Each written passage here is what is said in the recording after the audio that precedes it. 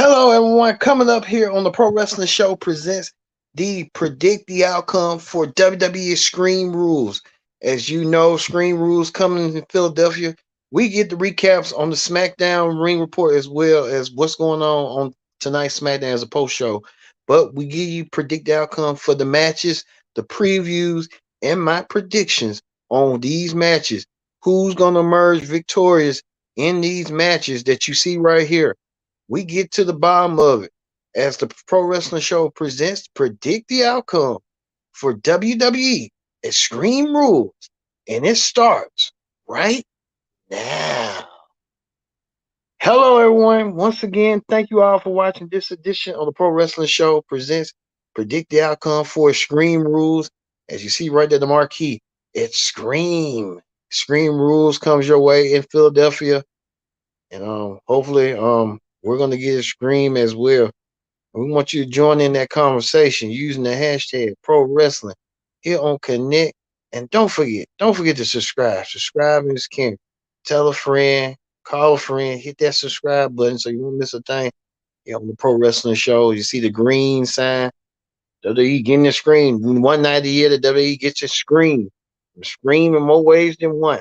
So we're going to get started with Extreme Rules. Thank you all for watching. All right. We're going to kick things off with Extreme Rules with this. We're going to kick things off with the first time ever a women's championship match. As you see right here, Bayley challenges Bianca Belair for the Raw Women's Championship. First time ever in a ladder match. Bayley made a return back at SummerSlam, interrupting Bianca's match against Becky Lynch. Now Bayley gets a shot of a lifetime to regain a championship that she once held before. But this time Bayley goes against Bianca Belair.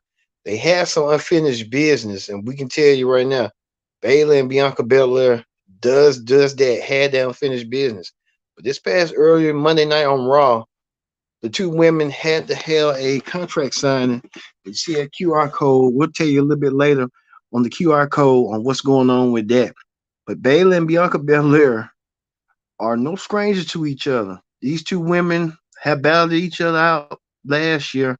Now, this time, it's personal. And Bayley wants to make sure, like she said, she wants to make sure her girls, Damage Control, hold all the gold. She's done that with the first step with Ero and Nicole to become the women's tag team champions.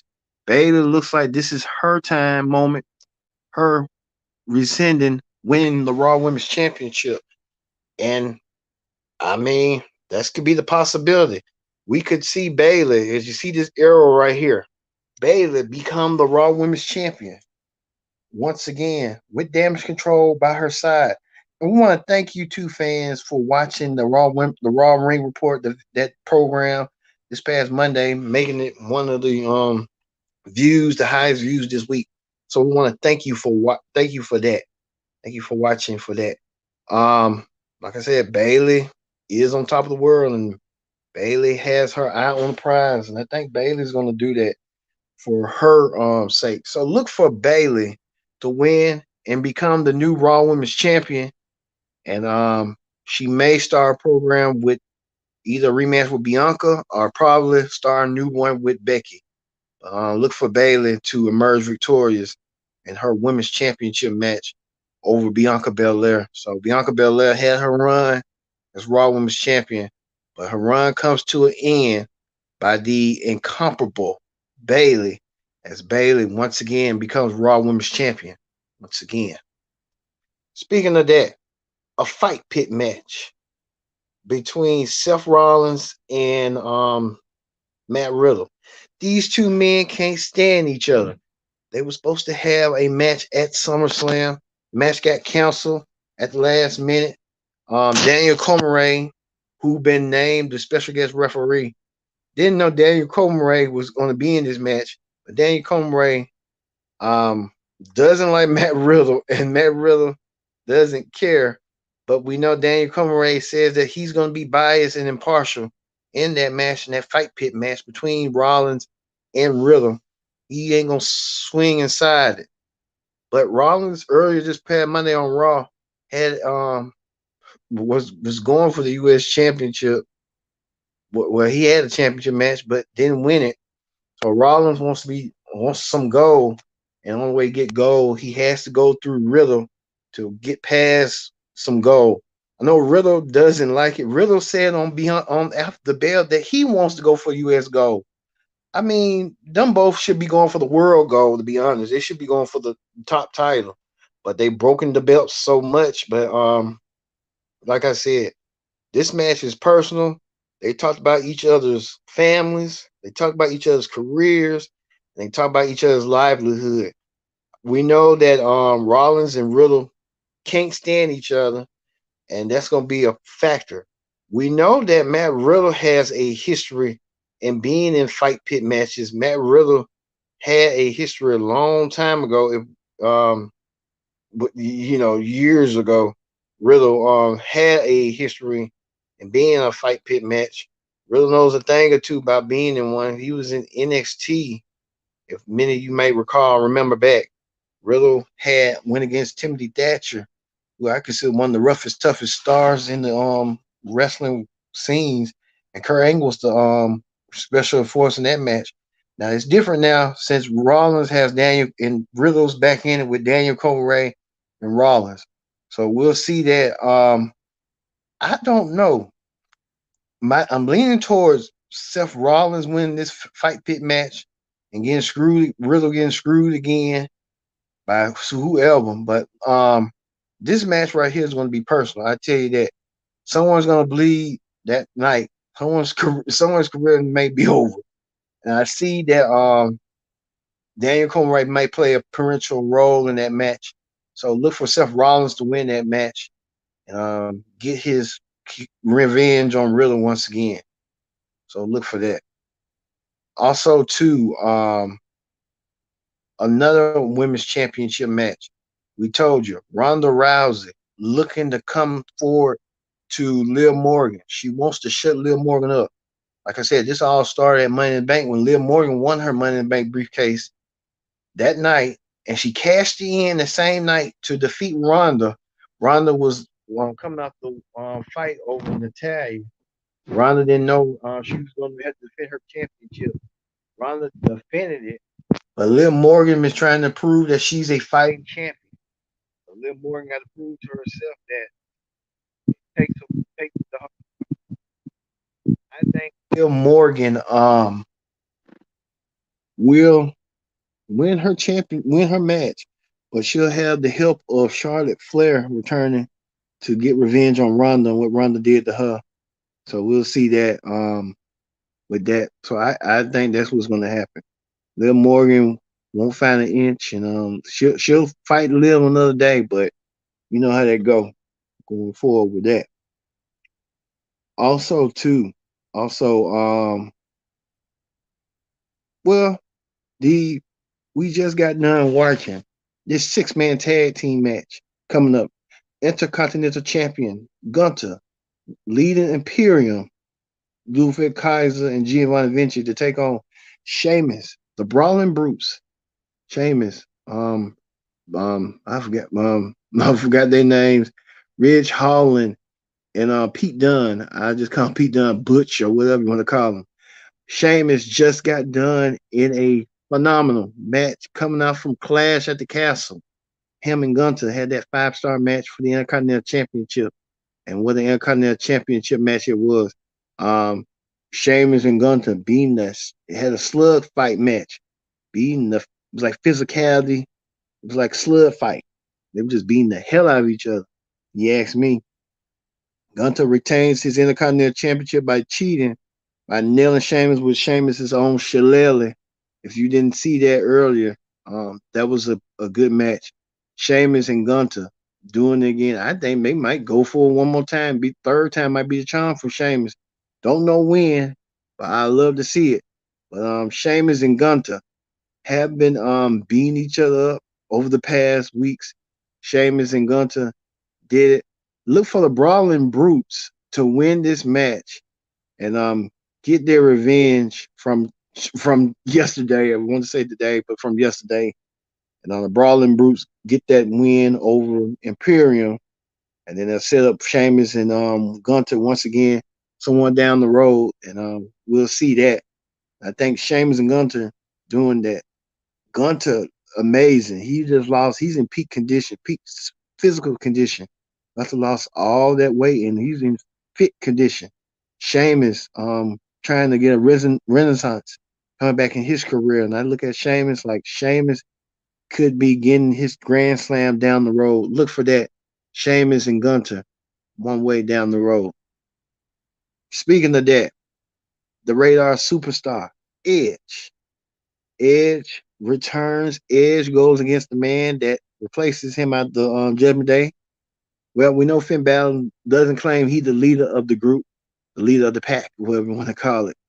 But Edge wants to get his hands on Finn Balor, and one way or another, how Edge would. He spoke about it this past Monday on Raw that he's going to do what he can to eliminate the Judgment Day, and he's going to do what he has to do. The Judgment Day already trying to recruit members. They were trying to recruit AJ Styles, but that didn't work to the T. So Finn is getting meaner and nastier as they go.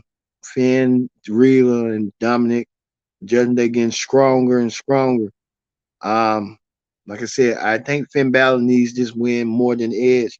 So look for Finn Balor, along with his group mates, help him cheat the win as the Judgment Day continues to grow stronger, it gets more evil and more despicable as the weeks come. So look for them to do what they have to do in order to maintain the group with the Judgment Day.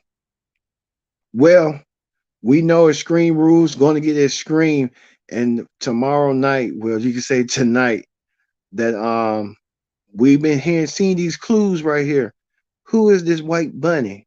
And why is this white bunny appearing every WWE broadcast since this month? Many people pointing to these clues like this is a clue. The Little Red Riding Hood, the wolf in sheep clothing in the grandma suit. This right here with the White Rabbit records. A lot of people are pinpointing and they are following the clues on who this white rabbit could be. The white rabbit could be none other than this man right here. Bray Wyatt could be making his return back to Extreme Rules. And a lot of clues and codes. Look for Bray Wyatt to return at Extreme Rules. We just don't know who he's going to target. I believe he might target one of these people in his matches that I'm going to talk about coming up as well. Well, we'll talk about that coming up. But Extreme Rules really didn't have that match. It's just two world championships, two women's championships online. A lot of stipulations matches, a lot of Scream stipulation matches. So you can look at it and tell and stuff what's going to be. And finally, what I believe one of these matches could be, I think the Fight Pit match might be the main event. But like I said, this is a scrap match between Drew McIntyre and Karrion Kross, the hot young coming Karrion Kross with the lovely Scarlett. Karrion Kross goes against Drew McIntyre. Drew McIntyre coming out the verge of not winning the match that this should be the world championship match to me. But they didn't want to do that, but it is what it is. Karrion came out there in his typical entrance with the red lighting. Karrion didn't suspect nothing until he suspected. And since Drew came from behind and attacked Karrion and tried to beat him up, trying to mount and punch him, beat him up in the plumble. But Karrion came out of nowhere. And Karrion took advantage while Drew was trying to attack the guards. Karrion using the scrap to his advantage and whipping Drew with his back, with the scrap on his back. Scrap down. Even some welches between him and Drew. So it's a lot. Drew McIntyre and Karrion Kross want to beat the hell out of each other. This is the perfect venue to do it. The land of a scream, Philadelphia, Pennsylvania. These two want to beat the hell out of each other. So let it be. But I see that Karrion needs this match, and Karrion needs to establish himself. Drew, it wasn't going to take no loss to him. But if Drew had won that world championship, then Drew would need this match than Karrion. But it just didn't point out that way. Look for Karrion Kross to get his revenge over Drew McIntyre and win the match. I'd be shocked if Drew wins, but Karrion Kross must need a win, and he's gonna win. So look for that. All right, that ends to predict the outcome. We're moving forward. We're moving forward to a little bit of wrestling hot topics. All right, on wrestling hot topics, we want to send our condolences to unfortunate news that former Tough Enough winner of 2015, Sarah Lee, has passed away at the age of 30 years old. This is shocking. It came out of nowhere. Like I said about Sarah Lee, I never would have thought and expected that. We want to wish her family, her husband, Wesley Blake, our condolences on her, because this came out of nowhere. It's sad. Didn't see it coming, and we wish the family of Sarah Lee our condolences, because man, it's just sad. Sad to see that and hear that. She still probably had a lot to give, but you know, when God wants you, you can't question that, and you can't question his what's going on. So you know how that be. Also too, we're moving forward. WWE announces new commentary changes. Many of you may have seen the WWE with the commentary changes. We're seeing that there's going to be some new faces moving to new places. As you see, Kevin Patrick will replace Jimmy Smith. Corey Graves stays at color commentary on Raw. Kathy Kelly returns to WWE. Her and Byron Saxton will be the backstage interviewers. Mike Rome stays as ring announcer. As you see earlier tonight on SmackDown, Wade Barrett made his debut on SmackDown as a color commentator. Michael Cole stays on play-by-play. Kayla Braxton and Megan Morant stays as play-by backstage interviewers. And Ricochet girlfriend, Lala. Booker T, as this is known for NXT, Booker T joins the NXT broadcast with Vic Joseph and Mackenzie Mitchell and Alicia Taylor. We heard Wade Barrett said he's on SmackDown for now until Pat McAfee returns. So Pat McAfee should return when he gets done with his college game day commitments. He'll return back to NXT. But this is shocking. Jimmy Smith, who's been on Raw for a minute, WWE didn't want him. I mean, WWE needs to stop doing that with these commentary changes, playing with these folks. And I think he was doing a good job. I mean, who knows? He might go somewhere else. You never know. If I had a wrestling promotion, I'll get Jimmy Smith. Like, hell, he got the experience. He knows what he's talking about. But, you know, he's an MMA guy. It really don't matter. But he was doing good to me. It's just, I kind of sense it. They was just doing that. And then they bring him back Kathy Kelly, which is a plus. Kathy Kelly back on Raw, going to the main roster as a backstage interview for Raw. So we'll see Kathy Kelly this Monday on Raw. Tune in for the Pro Wrestling Show Raw Ring Report. Now I see my opinion on Kathy Kelly and see how she done thus far. But speaking of Jimmy Smith wrote this. He said, I just wanted to say now the story is officially out. My time WWE is officially done. I had really fun, met some great people, really truly blown away, accepted by the fans, made everything enthusiastic. They couldn't find this man nothing to do. Like, he could have been still on Raw. Some folks even criticize why Byron Saxton is still on Raw. I don't know. That's a good question. We'll never know. Also, to Julia Hart made an announcement that her and Lee Johnson are engaged. They met during the Nightmare Factory. Julia Hart and Lee Johnson. They look like a cute couple to me. You know, she's happy, he's happy. But I can tell they was dating each other when Cody started doing that show. And Lee Johnson came up to Cody and said, "I'm dating Julia." Cody said, "I don't care." So you know how that go. For that. Also, too, really nothing else was going on tonight. We saw Roman make a rare appearance with the Bloodline, so I guess the Bloodline still having problems. Roman Reigns and the Bloodline came out there to make their face on the season premiere of SmackDown with Logan Paul calling out he wants to go against Jay. I don't know why he's trying to throw Jay off his game. I don't know what's going on with that. But Roman didn't like that and felt like Jay was trying to disrespectful and trying to take up his place. Jay's a hothead. Like Roman's a hothead. And I think Sammy was trying to come between them and trying to work things out. It just didn't pan out as it could, but hey, it is what it is. They was trying to sell the differences. So you know how they go. What else happened?